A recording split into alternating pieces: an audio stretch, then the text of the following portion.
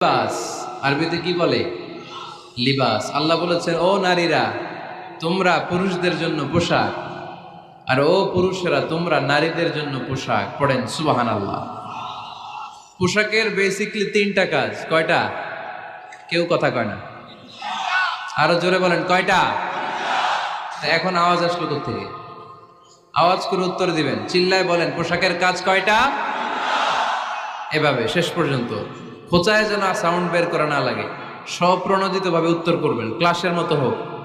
তিনটা কাজ। এক নম্বর কাজ হচ্ছে পোশাক ইজ্জতের আবরু, লজ্জাস্থান ঢেকে রাখে, ঠিক কিনা?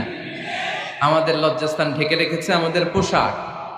ঠিক তেমনি স্বামী তার স্ত্রীর ইজ্জত হেফাজত করে, স্ত্রী তার স্বামীর ইজ্জত হেফাজত করে, স্বামী তার স্ত্রীর চরিত্র হেফাজত করে, আর স্ত্রী তার স্বামীর চরিত্র হেফাজত করে। এজন্য আল্লাহ একে অপরের উদাহরণ